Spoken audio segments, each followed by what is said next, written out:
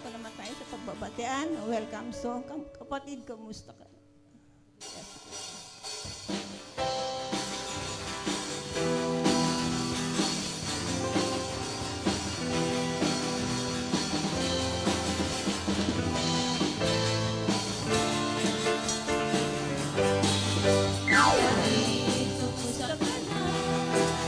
Kapatid sa pananampalataya, hindi ay nagagalak na ikaw ay makasama. Nais naming ipanalangin ang iyong mga suliranin upang sa kanyang pagbabalik, maramdaman niya tayo gising. Kapatid, kamusta ka na? Kapatid sa pananampalataya, kami ay nagagalak na ikaw ay makasama. Nais naming ipanalangin ang iyong mga suliranin upang sa kanyang pagbabalik, maratnan niya tayo gising. Kapatid, Amen.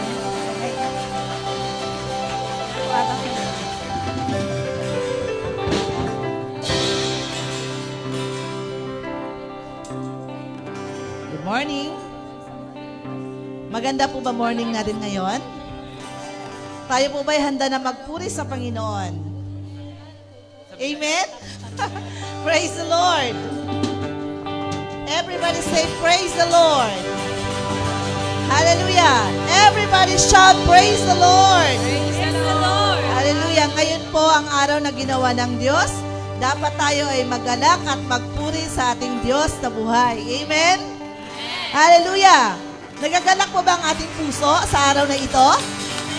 Ito ay unang linggo ng taon. Ano po, unang linggo ng taon. Nawa ay excited tayong magpuri sa Panginoon. Ibigay natin yung papuring nararapat sa ating Diyos na buhay. Amen. Hallelujah. Palakpak ng papuri at pagsamba sa ating Diyos na buhay.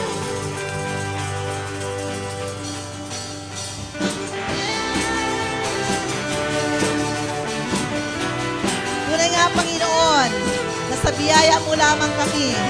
Kaya kami narito, Panginoon, pupurihin ka namin, sasambahin. Hallelujah.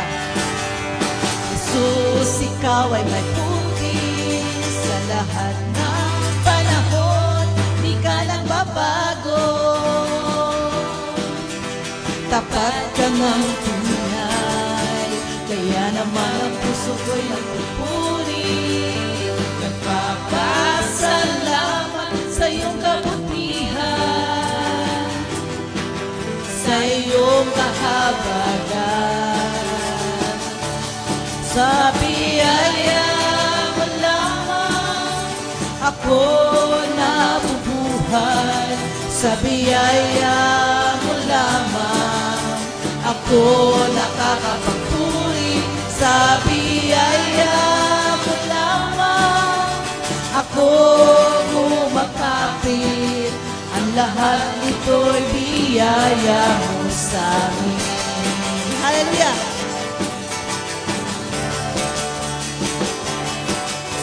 Ako ay namuhay na higit pa sa mga mapagtagumpay.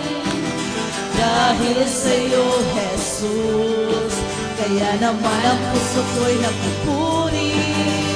Nagpapasalamat sa iyong kabutihan, sa iyong kahabagan. Sa biyaya mo lamang ako'y nabubuhay.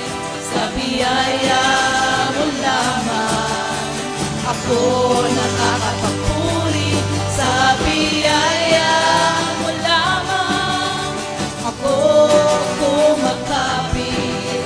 Ang lahat nito'y biyaya mo sa akin.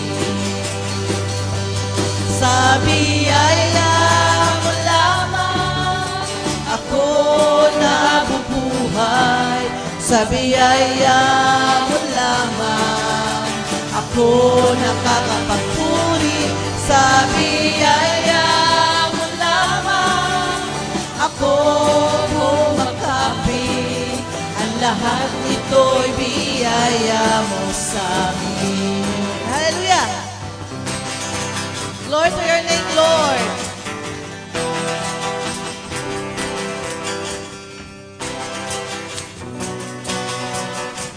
Hallelujah!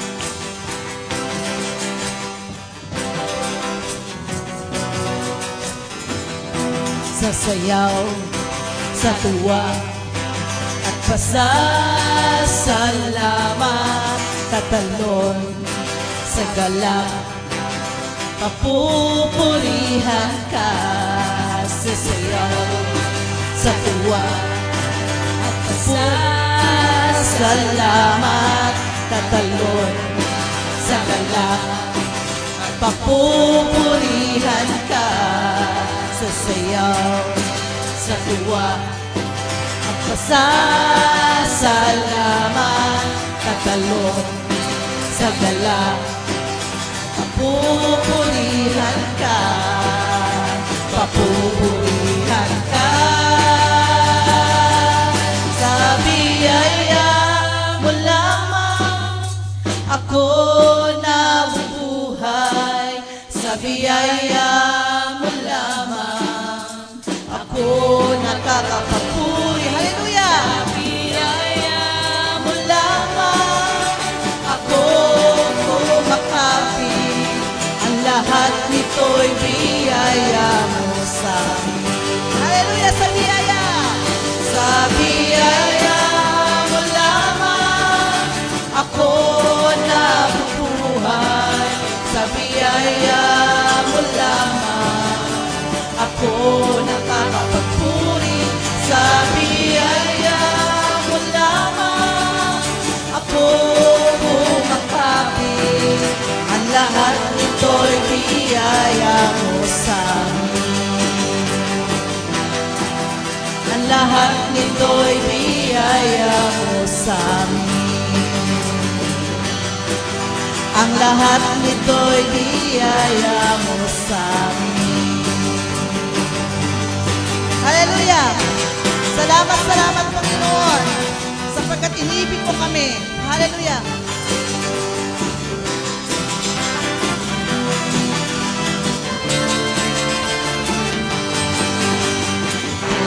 Aking mamasdan ang kalawakan, hindi ko maunawaan ang dahilan kung bakit ako'y pinili mo tinalagaan. Di ko kayang isipin, hindi ko kayang sukatin ang pag-ibig mo, Jesus, na iyong binigay sa akin. Salamat, salamat. Salamat, salamat, O Jesus, sa pag-ibig mo. Walang ibang nagmahal sa akin ng katulad mo. Salamat, salamat, O Jesus, sa pag-ibig mo. Ako'y magsasaya sa piling mo.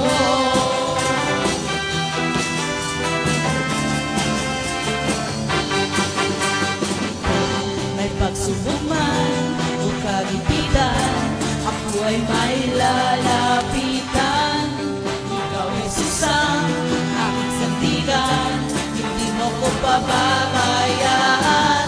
Di ko kayang isipin, hindi ko kayang sukatin ang pag-ibig mo, Jesus, na iyong binigay sa akin. Salamat, salamat, O Jesus, sa pag-ibig mo. Walang ibang nagmahal sa akin ng katulad mo. Salamat,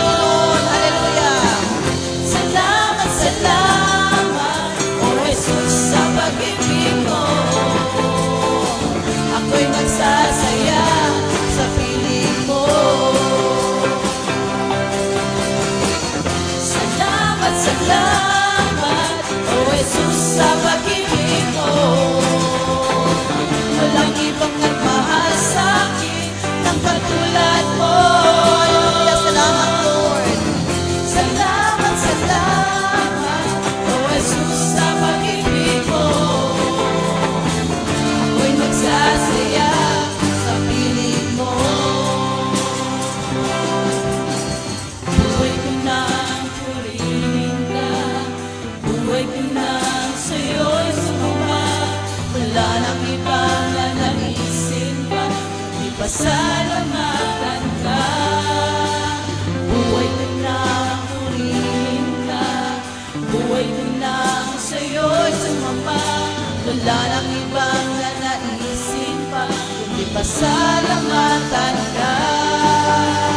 Buhay ko nang purihin ka, buhay ko nang sa'yo'y sumamba. Wala nang ibang nanaisin pa, kundi pasalamatan ka. Salamat, salamat, O Jesus, sa pag-ibig mo. Walang ibang nagmahal sa'kin ng katulad mo. Salamat, salamat, O Jesus, sa pag-ibig mo. Ako'y magsasaya sa piling mo. Salamat, salamat, O Jesus, sa pag-ibig mo. Walang ibang nagmahal sa'kin ng katulad mo. Salamat, salamat, O Jesus, sa pag-ibig mo. Ako'y magsasaya sa piling mo. Ako'y magsasaya sa piling mo. Ako'y magsasaya sa piling mo. Hallelujah! Salamat, Panginoon. Wala nang ibang nagmahal sa amin na katulad mo, O Diyos. Hallelujah! Glory to your name, Lord. Hallelujah! Palakpak ng mapulit pagsamba sa ating Diyos sa buhay. Glory to your name, Lord. Hallelujah, Jesus. Pupurihin ka namin, Panginoon, sasambahin at luluwalhatiin ang iyong banal na pangalan, Panginoon. Sapagkat ikaw ay nararapat sa aming papurit pagsamba, Panginoon. Hallelujah, Jesus. Hallelujah. Tayo magpuri sa Panginoon.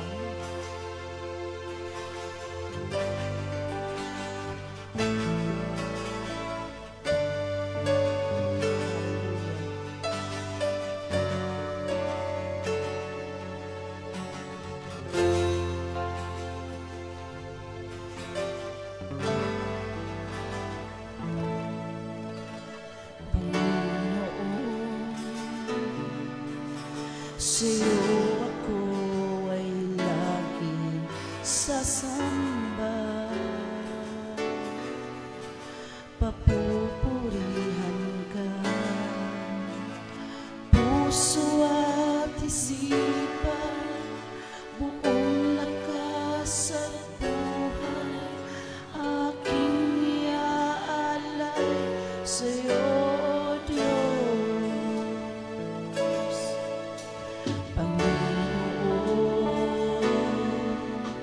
Sa'yo ako ay laging sasamba. Papupurihan ka, puso at isipan, buong lakas at buhay, aming iaalay sa'yo, Diyos. Purihin ka, Panginoong Jesus. Buhay ko'y sa'yo, ito'y gamitin mo. Purihin ka, Panginoong Jesus. Sa habang panahon, ako ay sasamba. Aming Diyos.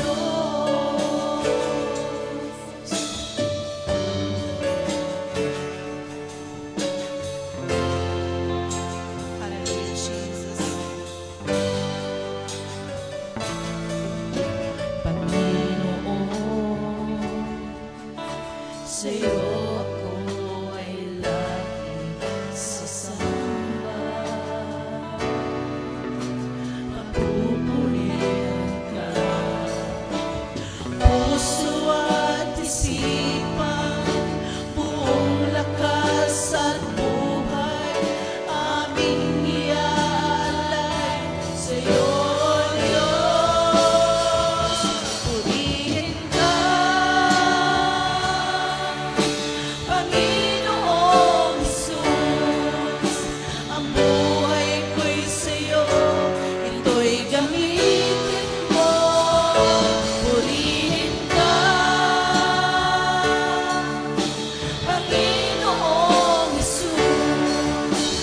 habang panahon ako ay sasamba.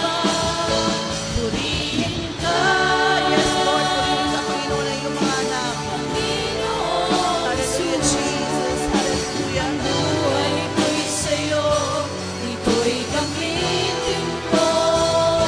Purihin ka, Panginoong Jesus.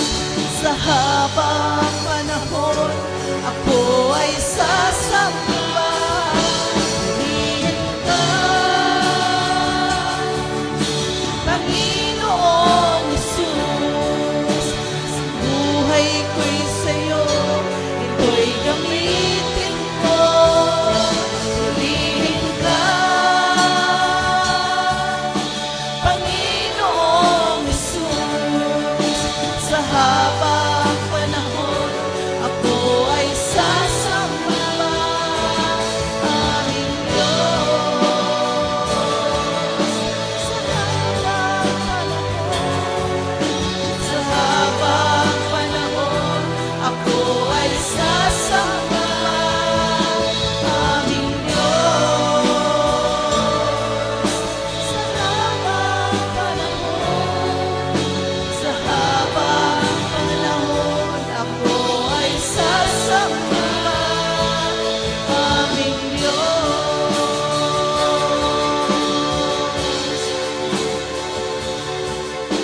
Ikaw lamang ang nagtiwala sa akin, O Diyos, di kita bibiguin. Magtatapat sa'yo, maglilingkod ako, O Diyos, Kay buti mo.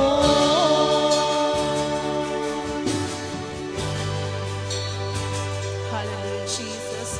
Tunay ka napakabuti mo, Panginoon. Hallelujah. O Diyos, sa kabutihan mo, ako'y naririto upang magpuri sa iyo. O Diyos, sa kabanalan mo, nalulugod ako, buhay ay iaalay ko. Ikaw lamang ang nagtiwala sa akin, O Diyos, di kita bibiguin. Magtatapat sa'yo, maglilingkod ako, O Diyos, kay buti mo. Hallelujah, Jesus. Hallelujah. O Diyos, sa kabutihan mo, ako'y naririto upang magpuri sa iyo. O Diyos, sa kabanalan mo, nalulugod ako, buhay ay iaalay ko. Ikaw lamang ang nagtiwala sa akin, O Diyos, di kita bibiguin. Magtatapat sa'yo, maglilingkod ako, O Diyos, kay buti mo. Ikaw lamang ang nagtiwala sa akin, O Diyos, di kita bibiguin. Magtatapat sa'yo, maglilingkod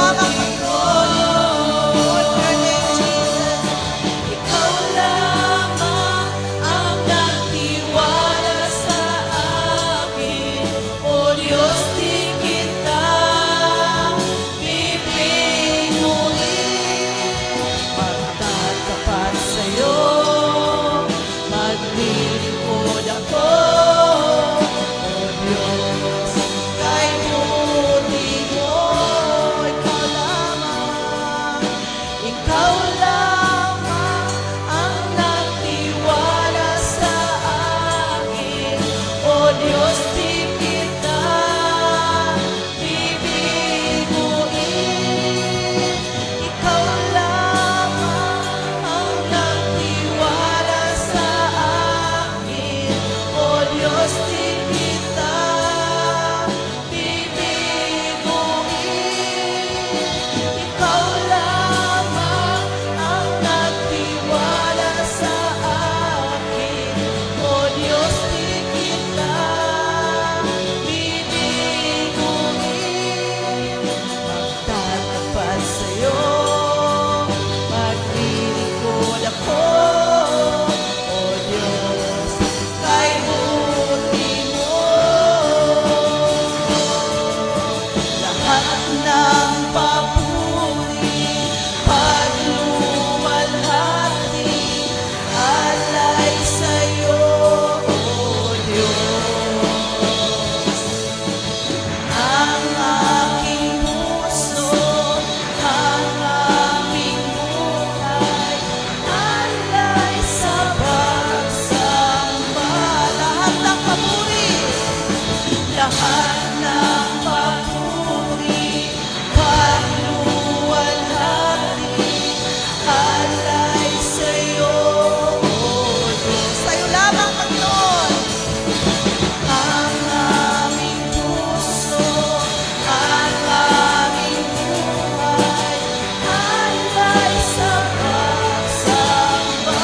Lahat ng papuri, lahat ng papuri, pagluwalhati, alay sa'yo, O Diyos. Hallelujah, Jesus. Ang aming puso, ang aming buhay, alay sa pagsamba. Lahat ng papuri, lahat ng papuri, pagluwalhati, alay sa'yo, O Diyos. Ang aming puso, ang aming buhay, alay sa pagsamba. Alay sa pagsamba. Alay sa pagsamba. Alay sa pagsamba. Hallelujah! Oh, glory! Hallelujah! Lahat ng papuri sa'yo lamang, O Diyos. Hallelujah! Oh, glory to your name, Lord. Hallelujah, Jesus. Oh, we praise your name, Lord. Glorify your name, Jesus. Hallelujah. Hallelujah. Hallelujah. Lahat ng papuri, Panginoon, lahat ng pagsamba at pagluwalhati, O God, ay tanging sa iyo lamang namin iaalay, Panginoon. Hallelujah. Hallelujah, Jesus. Hallelujah. Glory to your name, Jesus. Hallelujah. Salamat, Panginoon, sa iyong kabutihan, Panginoon, at sa iyong katapatan, Panginoon. Hallelujah, Jesus. Hallelujah. Sa nagdaang mga araw at panahon ng aming buhay, Panginoon. Sa nagdaang taon ng aming buhay, Panginoon. Salamat sa iyong katapatan, Panginoon. Hallelujah, Jesus. Oh, glory to your name, Jesus. Hallelujah. Sa iyo lamang ang lahat ng papuri, Panginoon. Sa iyo lamang lahat ng pagsamba, O Diyos. Hallelujah, hallelujah. Sapagkat nararapat kang purihin at sambahin ng iyong mga anak, Panginoon. Maraming salamat sa panibagong taon, Panginoon. Panibagong taon na may pag-asa at pagtitiwala sa iyo, Panginoon. Na alam namin, O God, na kahit mahirap ang daan, Panginoon, alam namin, Panginoon, na patuloy mo kaming sasamahan, Panginoon. Salamat po, Diyos. Hallelujah, Jesus. Salamat, Panginoon, sa iyong katapatan at pag-ibig sa iyong mga anak, O Diyos. Hallelujah. Hindi masayod ang iyong katapatan at iyong pag-ibig, Panginoon. Salamat, Panginoon. Marami pong salamat, O God. Sa iyo lamang ang lahat ng mapurit pagsamba, Panginoon. at pagluwalhati, O Diyos. Hallelujah. At sa iyo ang karangalan, Panginoon. Marami pong salamat, Panginoon. Hallelujah, Jesus. Hallelujah. Hallelujah. Papurit pagsamba sa ating Diyos na buhay. Palakpak ng papurit pagsamba sa ating Diyos na buhay. Hallelujah. Glory to your name, Lord. Hallelujah, Jesus.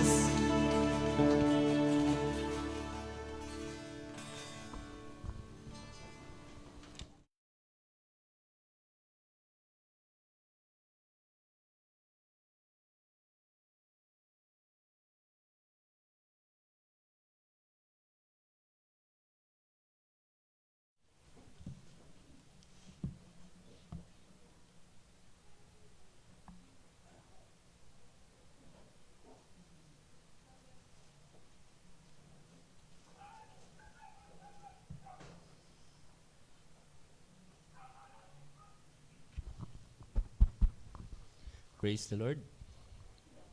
Praise the Lord. Yan. So, paumanhin po. At ngayon palang bumabalik ang aking boses. Nung year-end po ay naubos yung aking boses. Inubos ng senior youth. Yan. Kami po ay nag-review ng Code of Ministerial Ethics hanggang, anong oras yun? 3 a.m. Yan. So tayo po ngayon ay nasa panibagong taon na. Amen. Yan. I hope bago humaba yung taon ng 2026, no? We make sure na yung mga bagay na hindi maganda, no, sa atin personally ay or yung sa ating mga gawi, right? Kahit nasa bahay tayo, nandito tayo, or we're doing our ministry, ay batid natin at talagang iniwan na natin o gusto na natin talagang iwan sa sa taong nagdaan. If itong taon na to, if you're claiming this year to be your year, sino nagki-claim nitong taon na to na ito yung year of the parang kunyari, no, si Sister Hazel. Sabi niya, this is year of the Hazel. Right? This is my year. Ibig sabihin, ito yung breakthrough year ko. Sino nagki-claim nun? Breakthrough in terms of spiritual, ha? This is the year. Ito yon. Ito yon. Ito yung lahat ng takot ko dati sa church. Ito yung dating lahat na inaayawan ko sa church before, kaya hindi ako involved. Habang nare-realize ko na hindi ko pala siya maiiwasan, no? Yung magiging bunga ng calling na yan, dito ko siya yayakapin. Itong taon na to. Knowing na hindi ko siya maiiwasan. Right? Yan. So ngayon po ay nagpalit na tayo ng team. Ang ating pong team ay from preparing the cities. Ngayon ay nandun na tayo sa cities aligned. No? So tayo pa rin po ay nasa 10 cities ngayong taon. Pero ngayong taon po ay mas hinihikayat, no, not hinihikayat, kino-convict ng Spirit ng Lord and Church ang bawat isa, no, to claim this year to be your breakthrough year. Marami tayong nilagay na parameters kasi sa faith natin. Maraming, ito lang ang pwede kong gawin, ito lang yung kaya kong gawin, ito lang yung dapat kong gawin. Right? Pwede, dapat, at kaya. So, pagdating sa tatlong yan, we set boundaries. We set hanggang dito lang. Tayo yung nagsasabi na kapag medyo lumalampas na sa boundary, medyo tumataas yung alarm ng fear. Tumataas yung alarm ng alinlangan.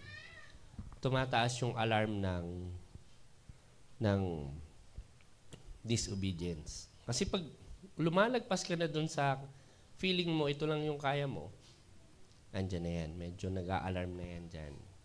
Now, kung isa kayo doon sa sinasabi ko, then praise the Lord if you claim this year to be your year. Kasi ulitin ko po, if tayo po talaga ay tinawag at naniniwala kayo ay tinawag ng Panginoon, then hindi po talaga natin matatakasan yung tawag ng Diyos. Okay? Isa po yan sa paglalarawan nung story ni Jonas. Okay? Hindi natin yan matatakasan. And for the longest time, nandun tayo sa belly of the beast. Pag sinabi pong belly of the beast, ito yung lugar na madilim. Right? Madilim na, nahihirapan ka, nakagapos, right? Wala kang room to grow. Ito yung 3 days na sa tiyan ng balyena, na kung saan na-realize ni Jonas na mercy yun ng Lord. Kasi kung pinayagan siya ng Lord na pumunta dun sa gusto niyang puntahan, hindi. Walang mangyayari. Yung calling ni Jonas is something that, sabi nga ng Lord is, kailangan tingnan natin maigi yung pagkakatawag sa Kanya kasi siya, yung larawan ng, eto lang yung kaya ko, eto lang yung dapat kong gawin, eto lang yung pwede. Right? Yun yung problema ni Jonas. If you believe na tinawag ka ng Diyos, tanggalin mo yung, ito lang yung kaya ko, ito lang yung pwede, itira mo yung dapat. Ito yung dapat. At palakawakin mo yung dapat. Huwag mo limitahan yung dapat. Search the scripture. Ano yung dapat? Okay? Bagamat mahal tayo ng Diyos, kinakailangan niya tayong turuan ng medyo mabigat-bigat. Kailangan niyang gawin yon, especially this year.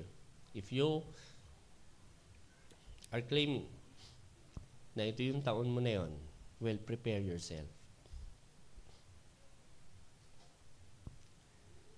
Hindi yan ibibigay sa atin on a silver plate. Okay? Prepare yourselves. Last year, maraming luha at pawis ang tumulo. Pero not because we want breakthrough.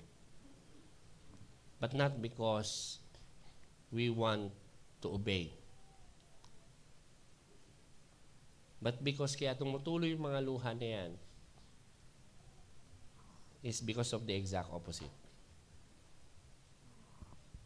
We don't want to obey. Kaya tumutuloy yung mga luha na yan because yung kagalakan that is brought about dun sa gusto natin, yung pwede, yung kaya, ay medyo na-challenge. Maraming luha ang tumulo because yung struggle to obey is really hard. Yes? Ngayon, tayo who claim this year to be our year, I hope nung claim mo yan, it's all about spiritual breakthrough. If you did, kung claim mo tong taon na to be your year spiritually, then prepare.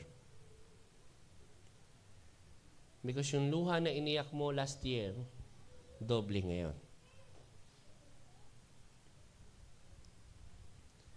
If you decide to drop yung pwede mo lang gawin, kung bibitawan mo yung kaya mo lang na gawin, sasabihin mo sa Lord, ito lang yung kaya ko, ito lang yung pwede, Lord.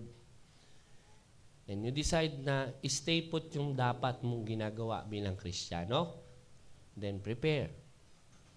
Because lalawak pa yan. Many things, marami kang gagawin ngayon panahon na ito na hindi mo pa ginagawa noon. Marami kang gagawin ngayon, marami kang mararanasan na iniiwasan mo nang maranasan ng mahabang panahon. Marami.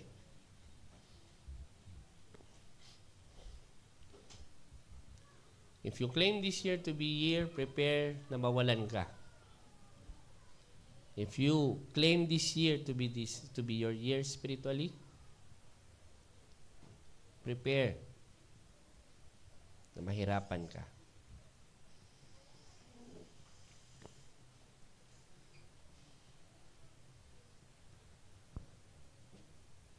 Now, another point.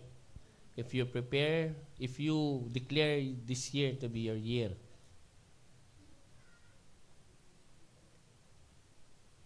isa yung magiging susi mo this year, repentance.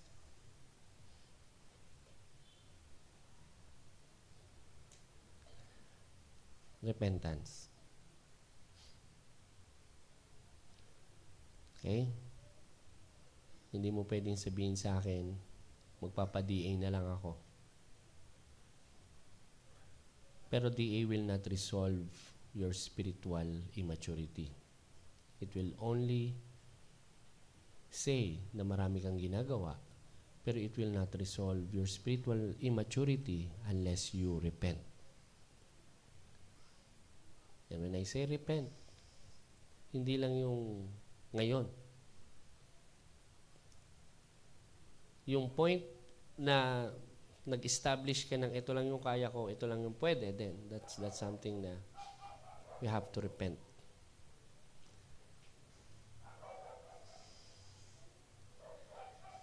When we limit, ito po tatandaan nyo this year, when you limit God's power, you're increasing yours.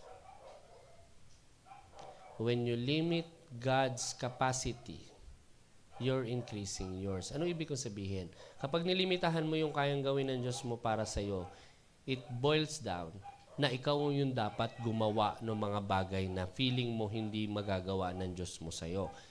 Pag ganon yung mindset mo, mauubos yung oras mo sa kung ano man yung ginagawa mo para sa sarili mo, para sa pamilya mo. Feeling mo you're doing a great deed.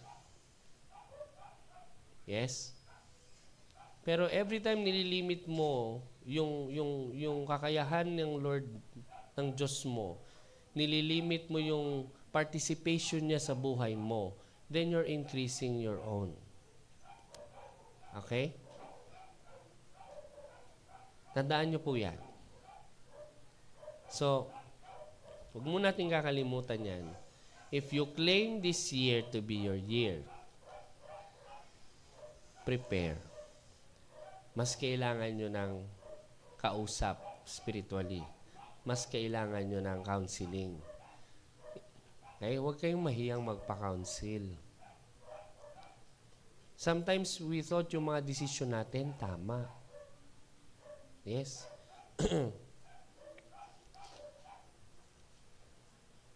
Okay? So, gagawin po natin yan ng order this year. Everyone will have, magkakaroon po tayo ng structure in terms sa ating ministry. Kaya po tinatapos namin yung Code of Ministerial Ethics. This time, gagawin natin yung dapat. Hindi yung pwede at hindi yung kaya. Kasi ina-apply kasi natin yan, minsan yung pwede lang na gawin at kaya kong gawin sa ministry natin, lalong-lalo na. No? Not just in our obedience to the Lord, but dun sa programa mismo ng ministry na hawak natin. Okay? Now, pagdating ng mga ganung bagay, tayo-tayo lang ang nagde-decide yan. Tayo-tayo lang ang nag-uusap na ito lang yung pwede natin gawin, ito lang yung kaya. Now, uulitin ko, if nililimit natin yung participation ng Lord sa ginagawa natin, then ini-increase natin yun sa atin. Pag nilimit natin yung kakayahan ng Diyos, ibig sabihin, kinakailangan mong damihan yun sa'yo. Ang problema, pagdating sa spiritual, wala po akong tiwala sa sarili ko. Okay? Hindi ako nagtitiwala sa sarili ko.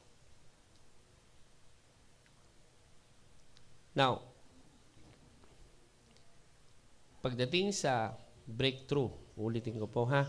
Mahalaga itong topic na pag-uusapan natin. Kailangan naka-align. Pag sinabi naka-align, ayon sa authority. When we say authority, ibig sabihin there is someone higher than us that we need to respect. Kailangan nating sumangguni, kailangan nating hingin. How many of you here na nagpipray at sinasabi nyo sa akin ngayon na ginagawa po namin to? When we pray, we recognize yung authority ng Lord at nanghihingi kami ng counsel sa Panginoon. Taas ang kamay. Sino po? How did you receive the counsel? Paano nyo na-receive? Paano nyo natanggap yung counsel? Paano? Paano? Biblia? Sino dito pagkatapos nyo mag-pray, diretso Bible? Nagbabasa? Para hanapin yung sagot sa counsel niya.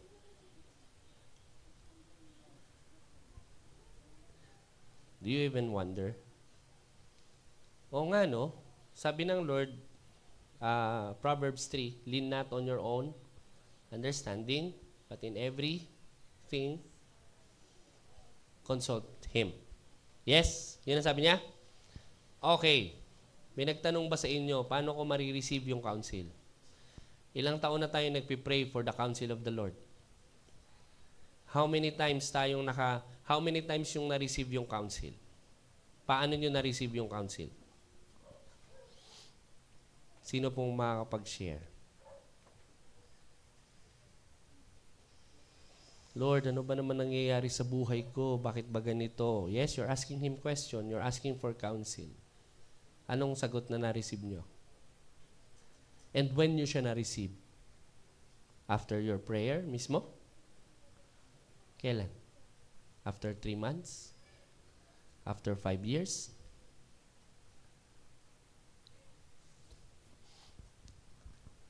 If you don't know, then you're not aligned.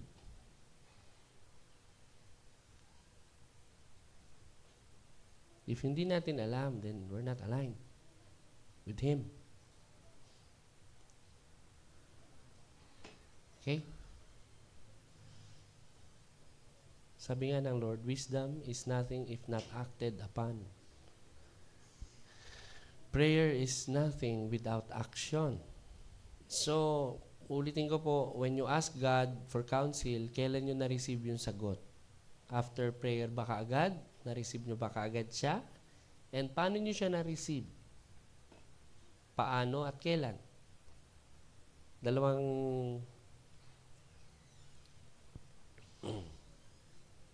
no?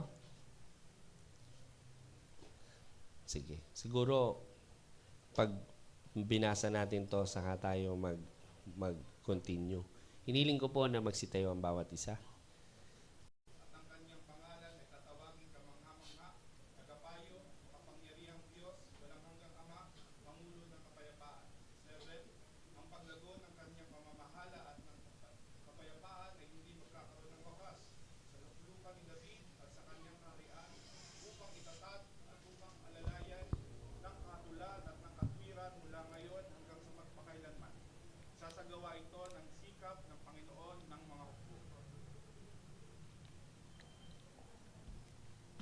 Tayo po yung manalangin.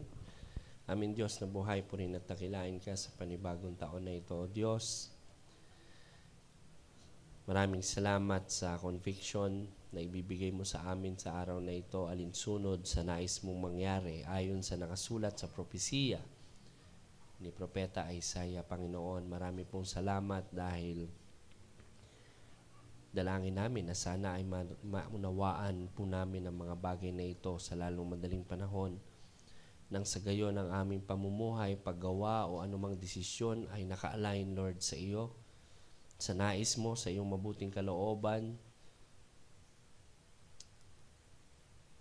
Kaya Ama, maraming salamat sa pagkakataon sa taong ito ng 2026, Lord, sa panibagong taon na ipinagkatiwala mo sa amin, sa aming mga buhay, Lord. At maraming salamat sa nakaraang taon, Lord, dahil binigyan mo kami ng 365 days na mabuhay last year. And I hope Ganun pa rin this year. Nabibigyan mo pa rin kami ayon sa iyong biyaya at awa ng 365 days na mabuhay. Lord, purihin ka lamang sa iyong kadakilaan at kabanalan. At itinataas po namin ang iyong banal na pangalan sa aming kalagitnaan at ang iyong mga salita, Lord, sa aming mga puso. Marami pong salamat. Ito po ang aming dalangin sa banal mong pangalan, O Jesus. Ang lahat po'y magsabi ng Amen. Palakpakan po natin ang Diyos. Tayo po ay makakaupo muna. Yan. So kung babasahin niyo po yung Isaiah simula verse 1, nagsasabi po yan ng katulad nung Isaiah 60. Tingnan niyo po, oh. Yan. So ito po ay pangako na naman ng comfort ng Lord sa mga nahahapis, sa mga bagay na magkakaroon yung mga bayan daw na lumalakad sa kadiliman ay nakakita ng dakilang liwanag, di ba? Naalala nyo? Isaiah 61, shine and rise. Arise. Yes. Oh, ito yon, right? Silang nagsisitahan sa lupain ng dilim ng kamatayan, sa kanila'y sumilang ang liwanag. So, sino yung tinutukoy doon? Yan. Iyong pinarami ang bansa, pinalago ang kanilang kagalakan, sila'y nangangagalak sa harap mo ayon sa kagalakan sa pag-aani. Gaya ng mga tao na nangangagalak pagka nagbabahagi ng samsam.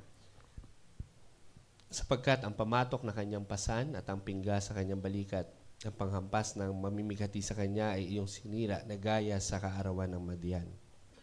Yan. Sapagkat ang lahat ng sakbat ng nasasakbatang tao sa kaguluhan at ang mga kasuotang puno ng dugo ay magiging para sa pagkasunog, para sa mitsa ng apoy. Dahil sa atin ay ipinanganak ang, ibig sabihin, mangyayari lang yung mga nandun sa taas dahil dito sa pangyayari na to. Dahil dito sa verse 6. At lalo lang yan sasagana, magiging maganda kasi ito yung plano ng batang ito. Ang paglago ng kanyang pamamahala at ang kapayapaan ay hindi magkakaroon ng wakas sa luklukan ni David at sa kanyang kaharian upang itatag at upang alalayan ng kahatulan at ng katuwiran mula ngayon hanggang sa magpakailanman.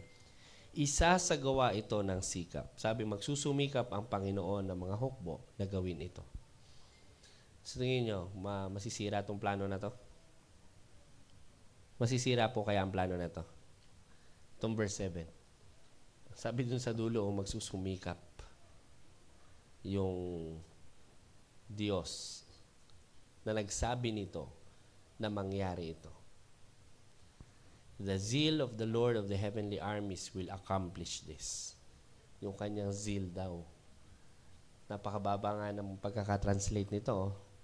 Pero ang sabi sa English, yung zeal o yung masidhing pagnanais ng Lord ang mag-a-accomplish niyan. So, sobrang tindi ng kanyang desire na mangyari ito. Mangyayari po yan. At nangyayari po yan. Okay? Okay. So, ngayon, sabi po dyan, itong batang ito na isinilang sa atin, ano pong pangalan na binigay sa kanya?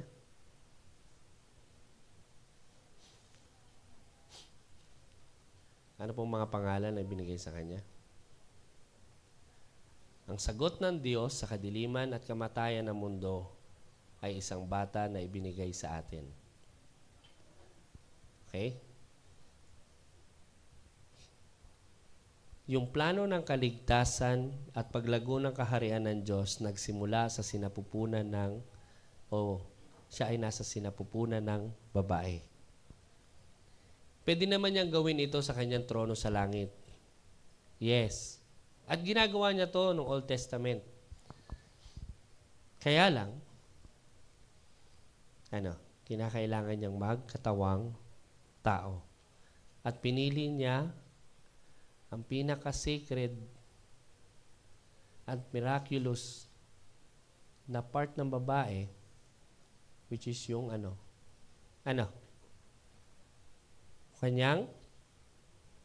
kanyang sinapupunan. Pumasok siya sa mundo, hindi from the clouds, kundi from a woman's womb. He entered it as a child. Hindi siya nagpadala lang ng propeta. Hindi na siya nagpadala ng anumang kautusan mula langit. Ano nang ginawa niya? Siya na mismo yung nagdala. Binigyan sa atin ito, a son is given. Okay? Itong batang ito ay pinanganak saan? Sa Bethlehem, right? But we know he existed before Bethlehem.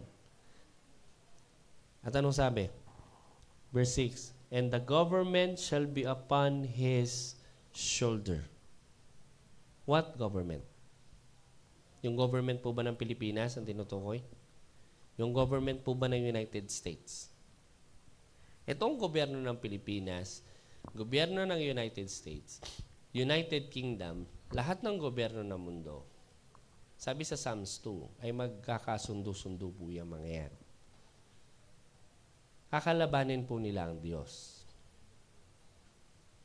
Okay? Nasa Psalms 2 po yun. Magkakasundo-sundo itong mga ito dahil ayaw nilang mawala sa kanila yung kanilang authority. Kaya ang gusto nila, ma-retain sa kanila yung authority na yan, they are now disproving God na walang Diyos. Okay? So, ang ginagawa ngayon ng tao, ang ginagawa ngayon ng gobyerno is disproving God. Mga kapatid, maniwala kayo sa akin, even Israel, bawal na pong mag-worship ang Christian doon. Pag pumunta kayo dyan and narinig nila that you proclaim Jesus, kahit pabulong lalapitan kayo. Even the land of Israel. Pag tourist kayo, welcome.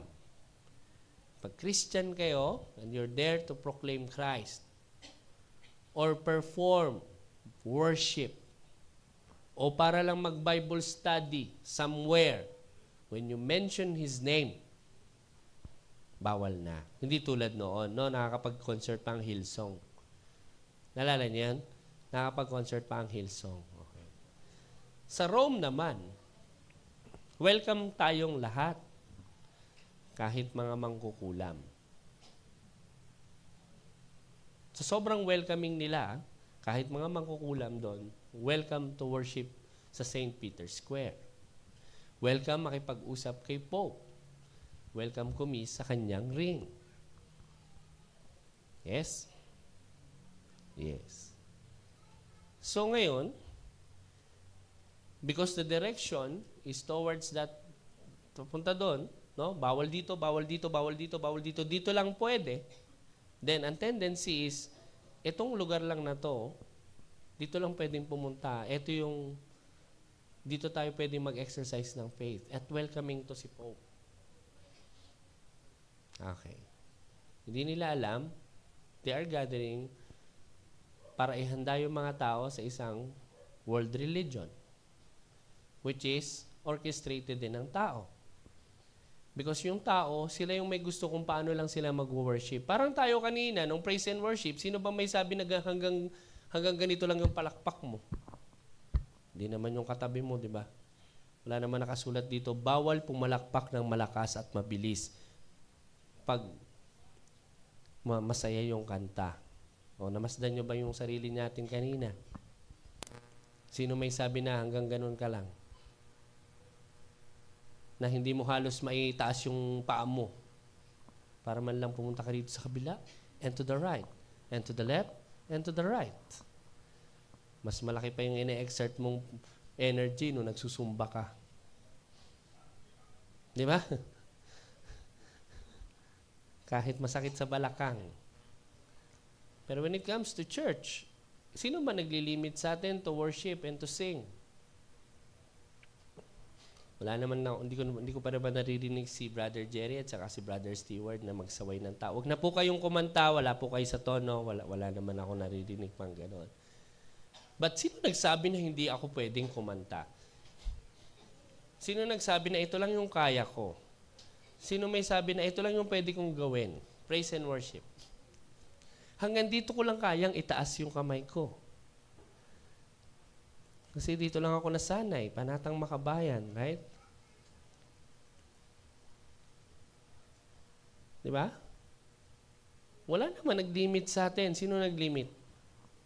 Sino ba nag-limit? Sino nagsabi sa'yo kanina, huwag kang masyadong gagalaw pag nag-worship ka. Hanggat maaari. Bakit po hindi ka naglagay ng deodorant? Wala naman nag-limit eh, right? Actually, ang lawak-lawak nga ng space to really worship the Lord. While I believe, uulitin ko ha, while I believe na hindi lang naman yan ang worship, pero part pa rin yan ang worship nyo. Right? Especially Sunday. Hindi naman natin ito ginagawa ng Lunes hanggang Sabado eh. Ginagawa nyo ba ito ng Lunes hanggang Sabado? Sa bahay nyo? Sa CR siguro. Pag nagsishower kayo. Pero you don't do this. Monday to Saturday. Right? So, kung linggo, alam ko marami kayo nakastore na energy kasi hindi nyo naman ginagamit siguro yan mula Lunes hanggang Sabado. Hindi. Ubusin nyo ng linggo. Papalitan naman yan ng Lord. And besides, how many minutes lang yung kantahan? Yung awitan kanina, anong oras nag-start? O, wala pa ako nun. Anong oras yun? 10? 10 o'clock? Mga 10. O, anong oras natapos?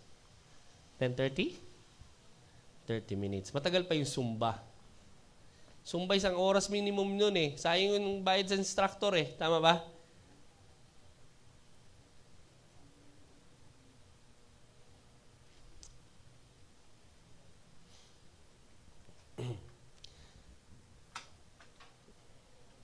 Why? Sabi kasi dito, the weight of the government shall be upon his shoulder, and his name shall be called Wonderful. Actually, isa lang yan. Wonderful Counselor yan. Anyways, okay, balik tayo sa government. Itong government niya na to is limitless. Itong government niya ito is not negotiable. Hindi siya nagpunta rito to negotiate with us. Ulitin ko po. Hindi siya nagpunta rito to negotiate. Nandito siya, to impose yung batas. To impose His will. Not to negotiate.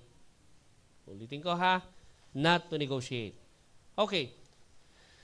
Kung siya yung magiging hari ng gobyerno na ito and he does not want to negotiate, ngayon pa lang, mga kapatid, do not practice negotiating with him.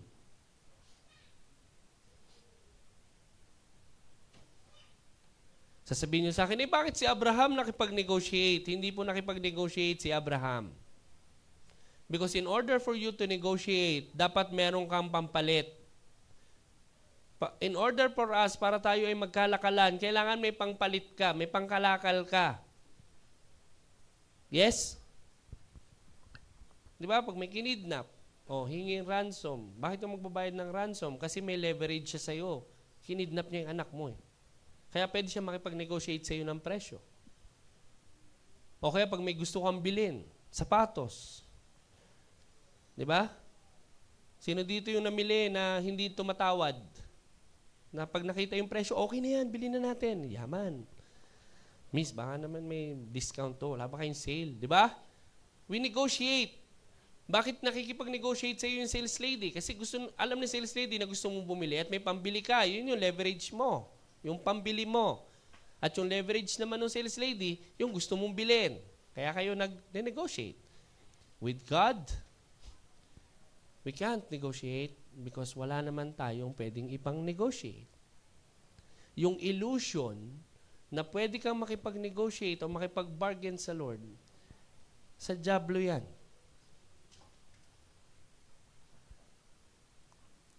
It erased or defeat the purpose of God's authority kapag naisip ng tao na pwede pala akong makipag-negotiate sa Lord. Ibig sabihin ng pwede ka makipag-negotiate sa Lord, may gusto siyang sa'yo na ikaw lang ang pwedeng magbigay sa Kanya. Kaya ang lakas ng loob mo na sige Lord, pag hindi mo ginawa to, hindi rin ako. Alam mo yun, even sa prayer, positive. Pag ginawa mo to, Lord, gagawin ko to. That's negotiation. It's as if obligasyon ng Lord yun. Nagawin niya yung pinapagawa mo sa Kanya. Ulitin ko. Yung point na feeling natin we can negotiate with God is an illusion invented by the devil himself. Because akala niya kaya niya makipag-negotiate sa Lord. Anong ginawa ng Lord sa kanya? In-impose ng Lord yung authority niya sa heaven. Talagang makikipag-negotiate ka sa akin sa loob ng kaharian ko? Anong ginawa kay Satan? Anong ginawa sa kanya? Kahit siya pa yung pinakamaganda, sabi ng Bible. Kahit sabi ng Bible, si Satan yung pinakamagandang anghel ever created. Anong ginawa ng Lord sa kanya? Ano pong ginawa? Tinapon mula sa kaharian niya.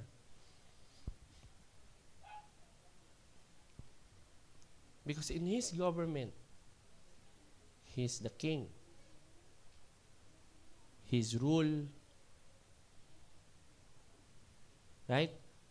Hindi ko sinasabing yung Diyos natin is sakim o makasarili. Because yung ini-impose na will ng king natin, yung ini-impose niyang will, ay hindi yan para sirain o wasakin tayo. Yung ini-impose natin na will sa Kanya, ang layunin nun para wasakin yung sarili natin and we don't know na ganun pala yung gagawin natin sa sarili natin. When we impose to Him na, Lord, ayokong lumago. Bakit mo ba ako pinipilit na lumago? Bakit mo ba ako pinipilit na pumunta dyan paglingko? Bakit mo ba ako pinipilit na aralin tong revelation? Bakit mo ba ako pinipilit unawain to? Bakit mo ba kami pinipilit na hanggang madaling araw nagdi-discuss kami nitong mga bagay na ito? Wala naman kaming kikitain dyan. Bakit mo kami pinipilit? Ba't ba kami pinipilit ng mga magulang naming magsimba? Hindi mo ba alam, Lord, kalyo na yung singit ko, kakukurot ng nanay ko. Kasi hindi ako magising. Bakit ba kailangan akong pilitin? Bakit ba kailangan pumunta ako dyan? Bakit ba kailangan? Verse 7. Yan, dahil dyan. Dahil dyan.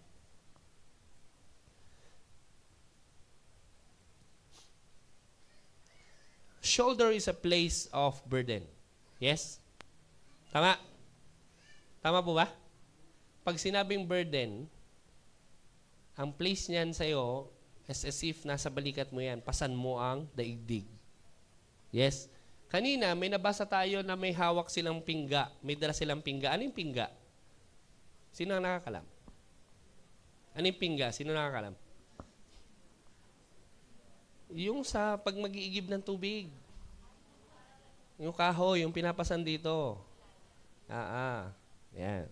Minsan, bit-bit ng patagilid, minsan pa ganon. Right? Ayun yun sa taho. Tapos yung pinampapatong sa kalabaw, ano tawag doon? Nandiyan din yun. It also symbolizes burden. Burden, but not from God. Ang description doon ng Bible, yun yung papuntang kamatayan. Okay, ang picture kasi natin, before pinanganak tong batang ito, bago siya ipinanganak, bago natin siya nakilala, ganon yung picture natin. May dala tayong mga ganon sa balikat, mabigat. We know na mabigat, but we enjoy it. Because, alam niyo yung problema natin, naging familiar tayo sa darkness. We find our lives, we find comfort doon sa darkness. Yes, oo. Kaya hindi natin alintana yung hirap kasi feeling natin, eto na yun eh. Wala namang ibang way. Wala namang liwanag. Ito na yun. So, sobrang sanay natin dyan na, alam mo yun, na wala na tayong, nahumaling na tayo sa Kanya. Ayaw na natin tanggalin yung bigat na yan. Okay? Now, dumating yung batang ito. At sabi doon sa unang verses, doon sa mga nasa kadiliman at kamatayan, nagkaroon ng liwanag. Sabi sa John, nagkaroon ng liwanag. Pero mas minahal pa rin ng tao ang kadiliman. Kaya even if knowing God, supposedly, no, nakilala mo ang Diyos, pero may mga tao pa rin bumabalik doon sa gusto nilang gawin sa kadiliman. Kaya kahit anong sabihin mo, nandito sila sa church, meron pa rin silang mga side. Nandoon pa rin yung bisyo. Comfortable sila doon eh. Andun yung kagalakan nila eh. Di ba? Every time they look at that, yung ginagawa nila dati sa dilim, and you look at yung ginagawa nila ngayon sa liwanag, okay, gamitin natin yung, kunyari, bisyo, no? Alak, itabi sa Bible. Sa tingin nyo, sino mas masarap ka banding? If yung buong buhay mo, bago mo nakakilala ang Diyos, lagi ka nagiinom. At eto, nakakilala ka sa Diyos at yung pastor mo, si Pastor Aldwin, nung wala nang ginawa kundi i-remind ka na, oy, may ano tayo ha, may SABS, o may equipping, o sunod po tayo sa ministry natin, o may meeting po tayo.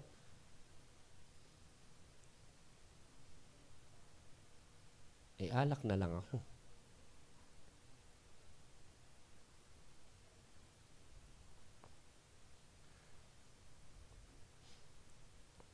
His government is not physical, ulitin ko. His government is spiritual.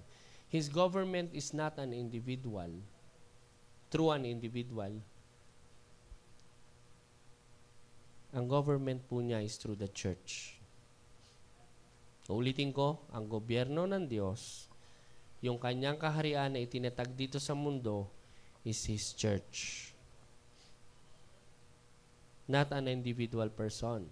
Sasabihin niyo sa akin si Christ, He is the head. He is outside of that. He is the head. But no human individual, me or somebody else, can claim that he is the government of God, that he is the chosen of the chosen. Wala ka na. Wala na yung title na yon. Si Christ na yung nag-claim nun. Okay? Wag na po tayong sumali. Halimbawa, ako yung chosen. Sino ka dyan? Ako yung Wonderful Counselor Part 2. Ako yung Mighty God Part 2. Kasi if you say na you're chosen, you're claiming also the names na binigay doon sa chosen. Yun yung hindi naiintindihan ng mga nagkiklaim na ito. When they claim that they are the chosen of God, they are the chosen of Jesus Christ ngayon, sa panahon ngayon, they are also claiming these names. But no individual can claim that. No human can claim that except yung Diyos na nagkatawang tao. His government is His church.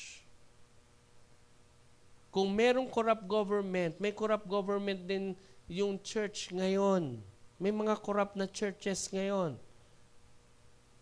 So, sino yung true government ng Lord? Of course, yung nagpapakita ng bunga niya. Of course, yung may gusto din ng kalooban niya. Of course, yung gumagawa ng kalooban niya. Yes? Ano yung sign? Sabi sa Isaiah 60, ano yung sign that the city is of God?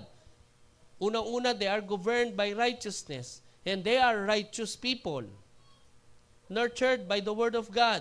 Ibig sabihin, wala silang ibang gustong mangyari sa buhay nila, kundi sila ay kumain ng salita ng Diyos at lumago.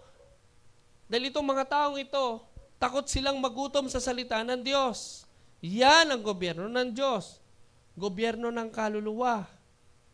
Kaya nga anong sabi niya, huwag kayong matakot sa pumapatay ng laman, pero wala namang kakayahang pumatay ng kaluluwa nyo. Mas matakot kayo doon sa pagkatapos patayin ng inyong laman, kayang patayin ng inyong mga kaluluwa. He is actually saying, Him. Mas matakot kayo sa akin. Dahil isang salita lang niya.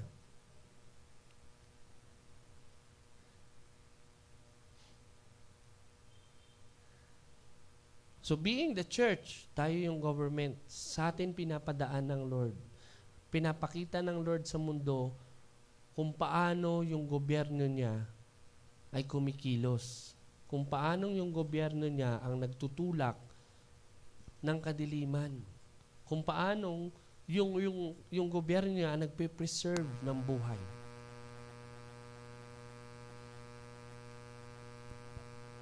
Ito yun yung gobyerno na to. Now, kung ito yung gobyerno ng Lord, itong church, hindi ko lang sinasabing itong church na ito lang, ha? Church niya. Say amen if you believe na we belong to His church. Amen. Say amen kung naniniwala kayong we belong to His church. Yes, ako, I personally believe. Okay? But I'm not claiming na ito lang church na ito, ha? Uulitin ko. Marami.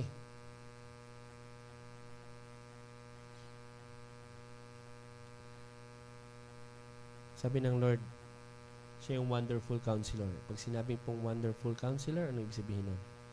All of the wisdom of the world compared to His wisdom, walang kwenta yung mundo. AI? Wala. Everyone, sabi nung 1996, pagdating ng internet kasi came around 1996 talaga. Dito talaga siya fully nag-blast off. Pag-launch ng Windows 95, sumabay si internet. Right? Naalala niyo yung dial-up pa? Yung may tumutunog? Pag nag-internet kayo? Ang ganda kaya ng tunog nun. Di ba? Yung may card pa? Okay. Sabi nung isa, maraming papayamanin tong internet in 20 years time. Nagkatotoo po ba? Yes, maraming pinayaman. Ngayon yung AI, alam mo, the same person na nagsabi noong 1996, siya rin yung nagsasalita ngayon tungkol sa AI. Sabi niya, maraming payayamanin tong AI in 1 year. Higit pa sa pinayaman ng internet for 10 years or 20 years. Sabi niya, mas maraming payayamanin ng AI. Everyone marveled sa AI. Diba? Sabi nga ni Terminator. Naalala niyo yung Terminator, yung pelikula ni Arnold Schwarzenegger? Anong kalaban niya doon? Anong kalaban niya doon? Powered by AI. AI yun. Artificial intelligence kasi yun. Anong sabi sa Matrix? Anong kalaban ng Matrix? Robot din. Anong kalaban nila? AI din. Sabi nung nando doon, everyone marveled dun sa kayang gawin ng AI. Until such time na yung AI nag-revolt laban sa tao. Yun, nagkaroon na ng apocalypse. Yan. Pero siya, He is not just your AI. So don't use Jesus Christ as Google. When you ask Him, when you ask counsel, be sensitive enough kung paano nyo marireceive yung counsel na yun. Kung paano niya pinapadala sa iyo yung sagot dun sa tanong mo. Be sensitive enough to see kung kailan niya yun pinapadala sa iyo. And tingnan mo yung sarili mo kung gaano ka ka-impatient. Why? Because God has His own timing. Doon sa mga walang pasensya, mas mahaba yung timing ng Lord doon sa kanya. Because kailangan niya matuto ng patience. Doon sa impulsive, mas mahaba ang time ng Lord bago siya sumagot doon sa mga impulsive because tinuturuan niya yung mga impulsive na kalma ka lang muna. Huwag kang padalos-dalos ng desisyon mo. Ang problema ng mga tao, kapag pray niya ngayon, pagmulat niya ng mata, sabi ko na nga ba, yun yung tama kong gagawin eh. Sabi ng Lord eh, tinamay mo pa ang Lord. Ang totoo, bago ka pa nag-pray, yun ang gusto mong gawin. Marami nang naloko dyan. Marami nang yumaman dyan sa ganyang style. Yung preacher, wait lang mga congregation, magpipray lang ako ngayon, sasagutin ko yung tanong. Sabi ng Lord, kailangan nyo akong bigyan ng 5 milyon. Wow Kaya pipray mo lang ngayon, nangusap ang Lord sa'yo. It doesn't happen that way, mga kapatid. Hindi po uso yun. Hindi po totoo yun. Bigyan ko pa kayo ng halimbawa. Bill Johnson. Kilala si Bill Johnson? Bill Johnson. Saan yun, Pastor Jay? Bethel. Bethel Church. Meron silang school. School of what? Supernatural. Supernatural. So, ibig sabihin, kung gusto mo magkaroon ng supernatural powers, spiritual, you can learn dito sa school namin. Magbabayad ka ng tuition. Mahal.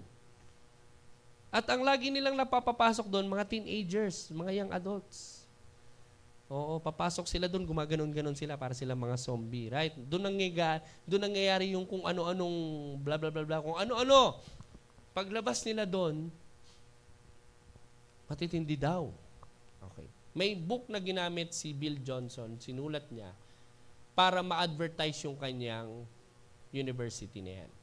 Sabi niya doon sa book niya, Jesus, wala daw divine power.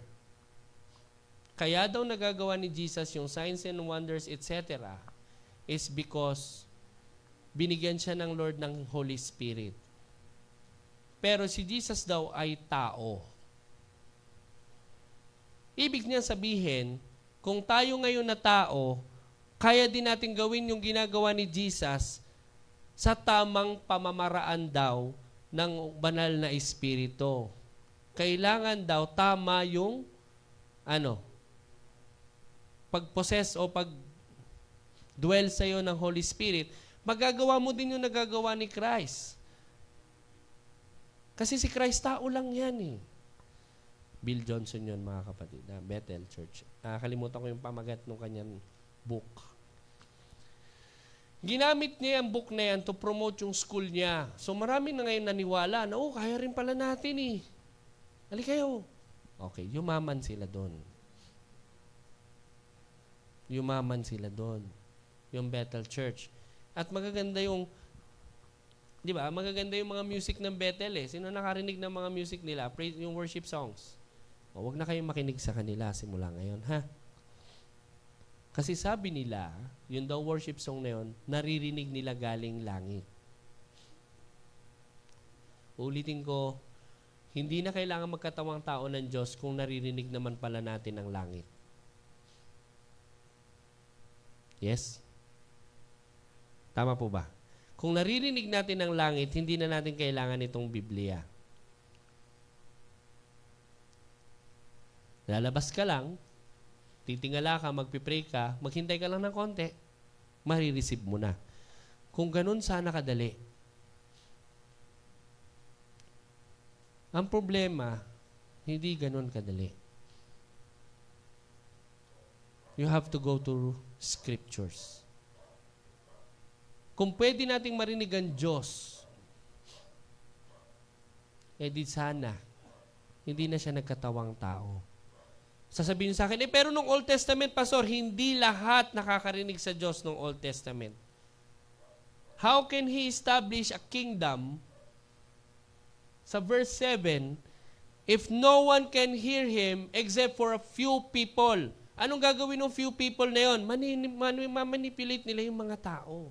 Kung paano minamanipulate ng maraming pastor ngayon yung kanilang mga churches, kasi sabi nila naririnig nila yung Diyos, nararamdaman nila yung Diyos, at nangungusap sa kanila personally ang Diyos, di ganun din yung mangyayari dito, then this world will not happen.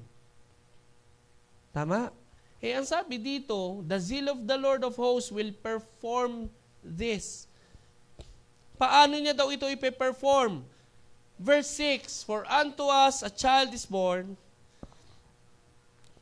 unto us a son is given, the government shall be upon his shoulder, and his name shall be called Wonderful Counselor. Makinig lang tayo dun sa kanya. Kasi through him, maraming makakaalam ng mensahe ng kaharian ng Diyos. Maraming makakarinig ng tinig ng Diyos. At hindi lang sa time na siya ay isinilang at nung time na siya ay mamatay, hanggang sa kapanahon na natin kasi nakasulat sa Biblia. So kung pwede lang pala tayong makinig sa labas, bubuka lang natin yung tenga natin at lahat tayo nakaganon. Kung ibibigay ng ganun ng Diyos yung kanyang salita sa atin, hindi na kailangan to. Now, sasabihin niyo sa akin, ano yung prophetic natin ngayon, Pastor? Warning.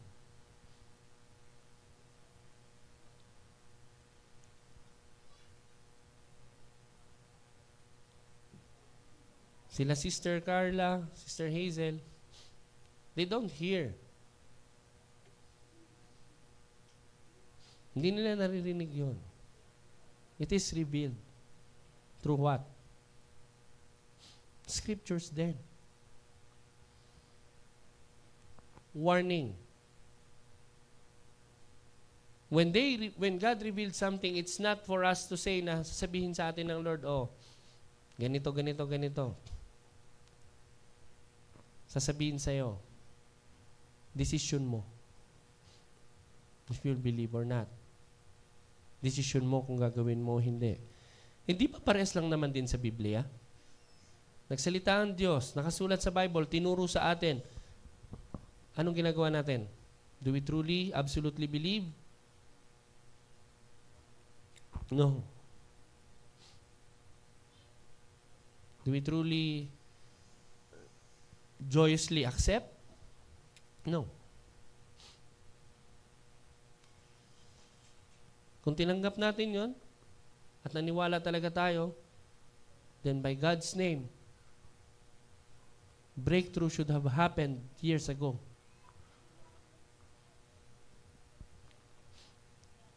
But now is another opportunity to break through.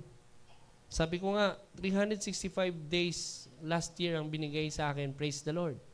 Sabi ko nung last year end, yung asawa ng kaklase ko, namatay December 23, sabi ko, 8 days na lang. 365 days na rin yung nasa kanya, kaya lang hindi. 1 week, nabawasan pa ng 7 days, kinuha ng Lord, 44 years old. Mas bata pa sa akin. Heart attack.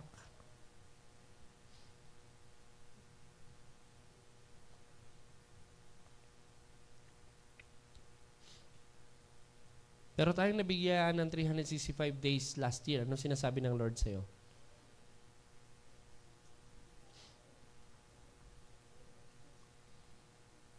Blessed are you. Blessed are you. Pero, eto tayo, we still question His counsel.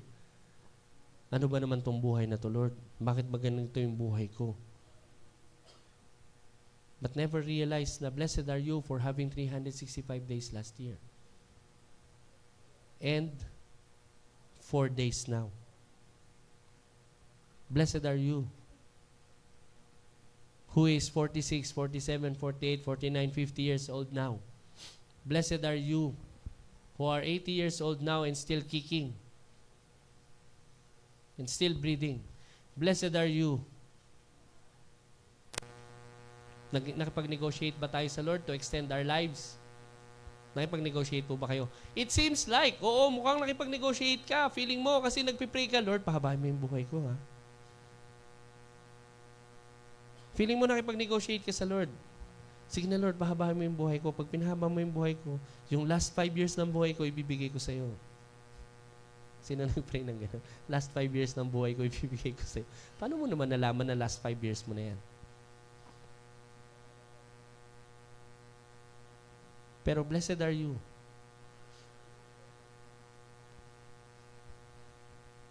Wonderful Counselor, He doesn't just give you counsel and advice.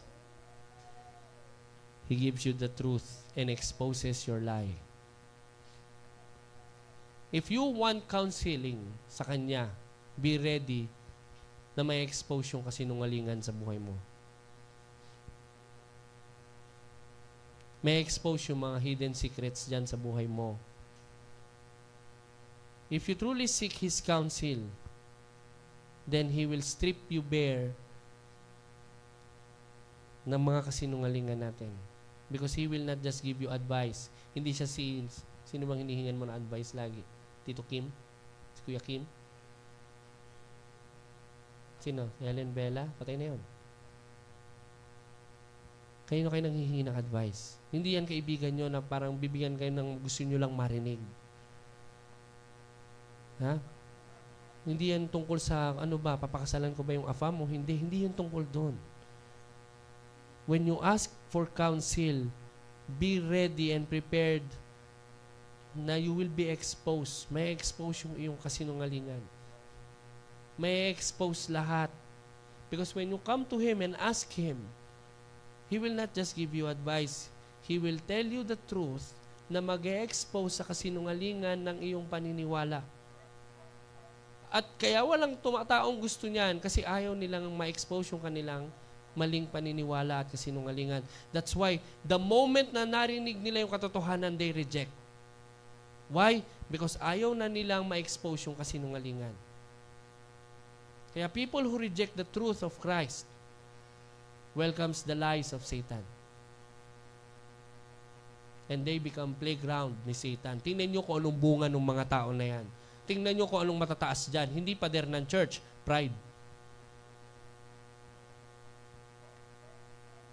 Spirit-filled church does not mean na masasaya kayo pag may awitan, naglulundagan. Spirit-filled church means yung fruit ng Spirit nakikita sa atin.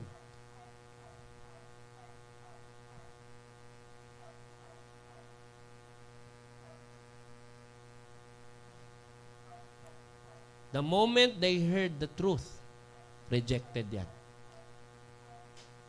Because may expose kasi yung kasinungalingan. Eh, nobody wants na may expose yung kasinungalingan. Ayaw. Sinong pastor ang aamin na mali yung tinuturo niya? Hanggang ngayon nga, hindi pa umaamin sa atin. Hanggang ngayon, they still claim na naririnig nila ang Diyos. Sabi ng Panginoon, ganito, ganito. Hanggang ngayon, they still claim. Pero tingnan niyo kung anong bunga. If you truly hear His voice, talaga bang ganyan ka pa rin hanggang ngayon?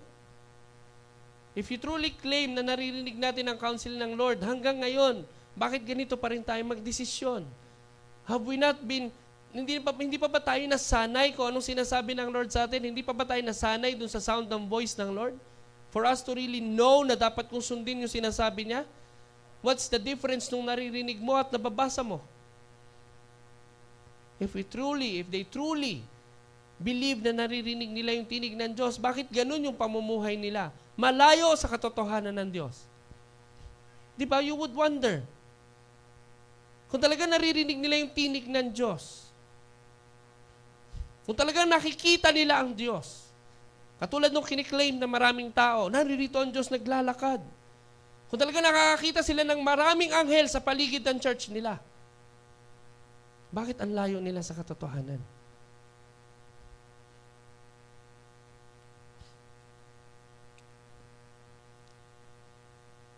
Again, He's not just a wonderful counselor, He is the mighty God.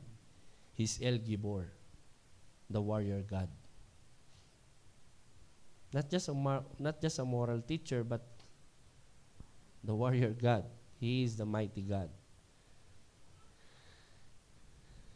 If Jesus is not God, He cannot save. Amen. If He is God, He cannot be ignored. Tama? Mighty God means omnipotent. Wonderful Counselor means omniscient. Yes? Pagdating naman sa Everlasting Father, well, it talks about time and source, origin, beginning. He is the Alpha and the Omega, the beginning and the end. Father, as the title permits, sa Old Testament is the source. Siya yung nandun ng creation, sabi. Pag sinabi namang everlasting, He is not just the origin, He is not just the beginning, but also the end. Walang mabubuhay sa atin na kasing haba ng buhay niyan. Walang mabubuhay sa atin na hindi natin dadaanan yan. Because He is everlasting.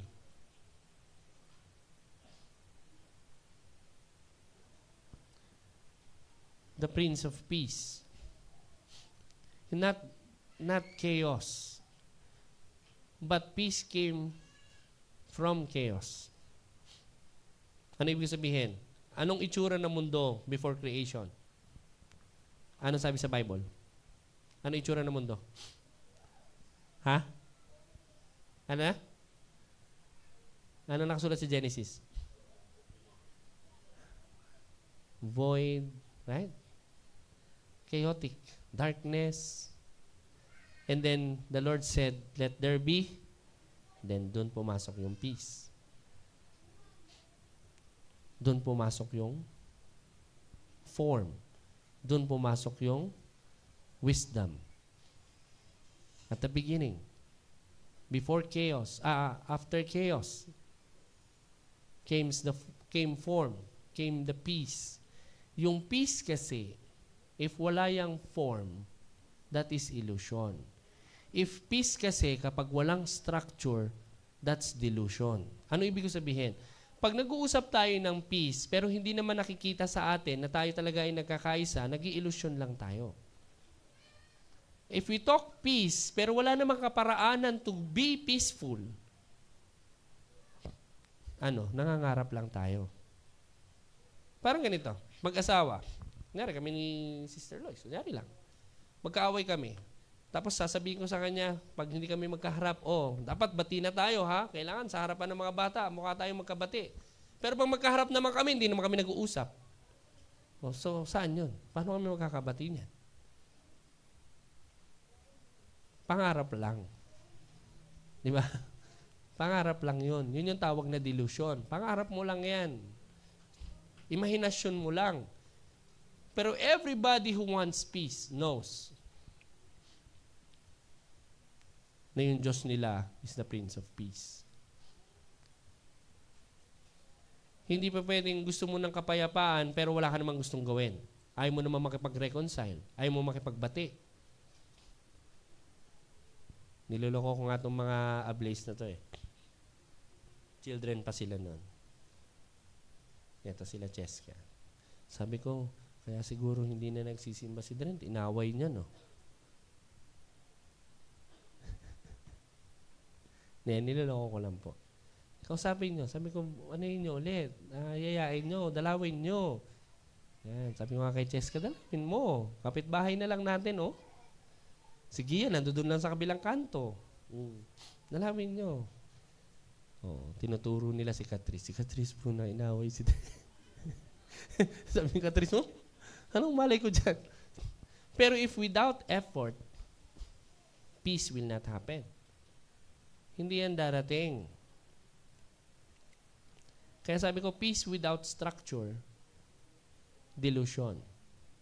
Church without structure, lalo na, chaotic. There's no peace. Kanya-kanya tayong diskarte. Regardless kung may authority put up dyan sa atin, hindi, gagawin ko yung diskarte ko. Silo mentality eh. Basta ako, ito yung ministry ko, gagawin ko to, ito lang yun, bahala kayo dyan. Again, mga kapatid, if we are not aligned dun sa structure ng Lord, under His authority, then we are not aligned in His peace.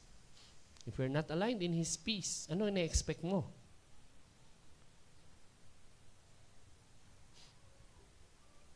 Di ba? Magkakapatid, although kultura ng Pilipinas is magkako-close tayo sa family, yes? Kultura natin yan. Pero hindi nyo ba alam, marami rin magkakagalit na magkakapatid. Years na hindi pa nag-uusap. Sabi ko nga, yung mga kapatid ko kaya. Sinong mas dapat maunang lumapit? Well, sasabihin natin as Christians and as humans, hindi naman ako yung nakagawa ng masama, bakit ako lalapit? It's a valid point. Pero as Christian, valid ba yun? No, Christ came. Nobody asked na magpadala ka ng Messiah. Nobody asked for salvation, but Christ came. Tama? Christ Nakisalamuha siya sa mga makasalanan. Nobody asked. May nag-pray ba na magkaroon ng Messiah? No. Prinamis niya na yon. Christ came. So you can be reconciled with Him. So you and I can be reconciled with Him. Nobody asked. Pwede rin sabihin ng Lord, kayo nagkasala eh. Kayo lumapit. No, He came. Through the womb. Sa pamamagitan ng sinapupunan ng babae. Nagsimula rin siya na kasing laki ni Lucas. Ewan ko kung ganyan din kakulit. I don't know. Pero, naging baby siya. Nadadapa din siya noon, gumagapang, kumakain din siya ng alikabok siguro. Ang problema nga sa kanya, hindi pa siya pakakapanganak pa lang niya, may death threat na eh. Yes? May death threat na, kapapanganak pa lang. Kaya pumunta sila ng Egypt. Di ba? Kung ano-anong amoy na yata yung naamoy niya sa Egypt. Amoy ng Arabo, amoy ng Egyptian, amoy ng Ethiopian, amoy ng camel. Right? Hindi siya tumira sa mansion while he is in Egypt. Wala siya sa palasyo ng paraon. Who knows kung nasan siya noong mga panahon na yon, right? Pagbalik niya,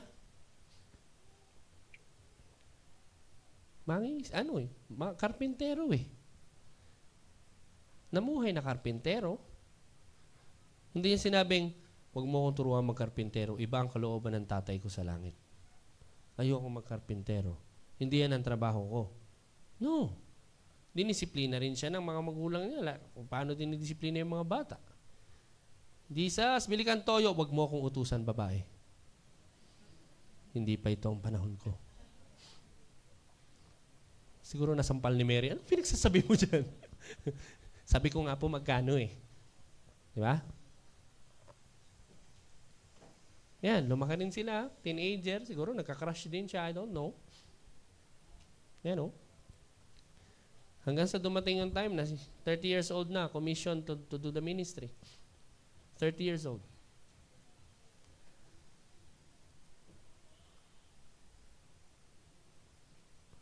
And he died 3 years later.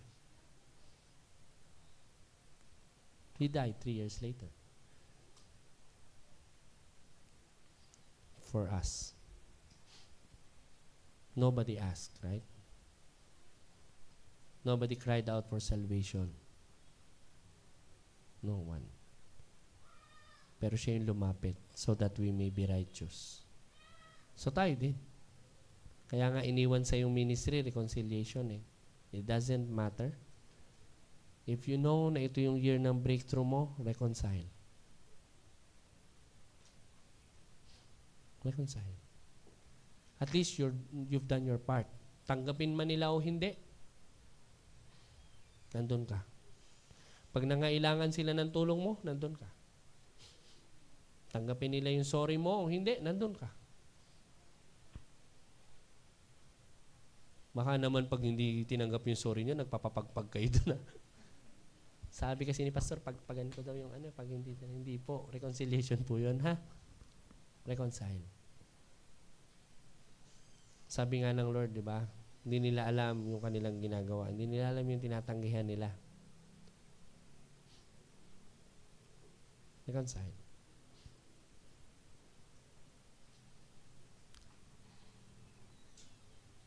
Marami pa tayong pag-uusapan.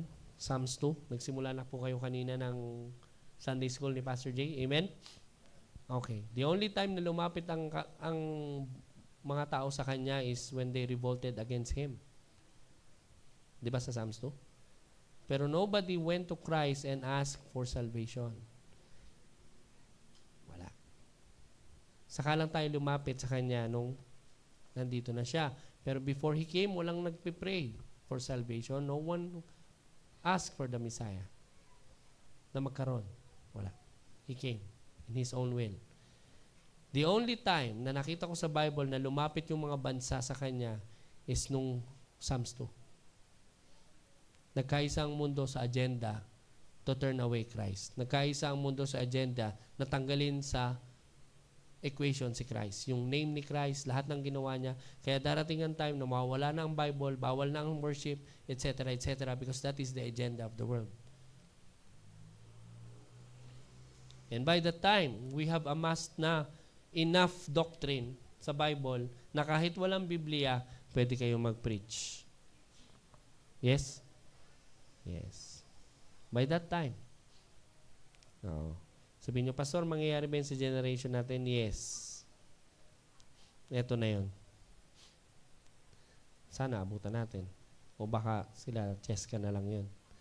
Kaya nga kinakabahan ako eh. Nakita ko kasi yung mga bata ngayon, parang relax eh. Puro cellphone. Di ba? Nakita nyo kung paano sila minamanipulate yung mind nila? Kung paano sila hinahanda ng kaaway para pagdating ng araw na yon, walang lalaban. Pero naniniwala pa rin ako sa Bible, meron pa rin eh. Siguro sana abutan natin. Yung bawal na bumili, bawal ganito, no? Yun yung tinasabi na run to the hills.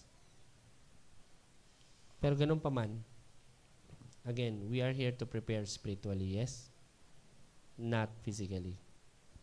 So makinig po tayo sa Panginoon. When you ask Him for counsel, make sure you know saan niya pinapadaan yung counsel niya at kailan. Natural, hindi siya magbibigay sa iyo ng counsel kapag patay ka na. Natural. It's not prophecy, it's counsel. Ask the Lord, and it will be given to you.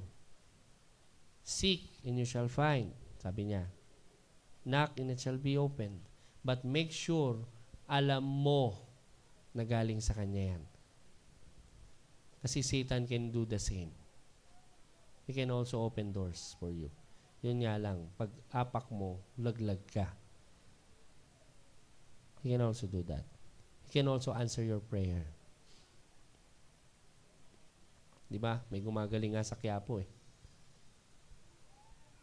Di ba? O malapit na naman ang piyesta ng Quiapo. Marami na naman gagaling dyan. Tapos marami na rin mamamatay at magkakasakit. Style ni Satan yun eh.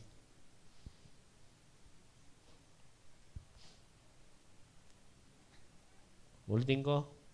Unto us a child is born, and He will bear the government. He will be our government. And this church, part ito ng kanyang government. Government of the soul. So let's listen. Okay? Hinihiling ko po na magsitayo ang bawat isa.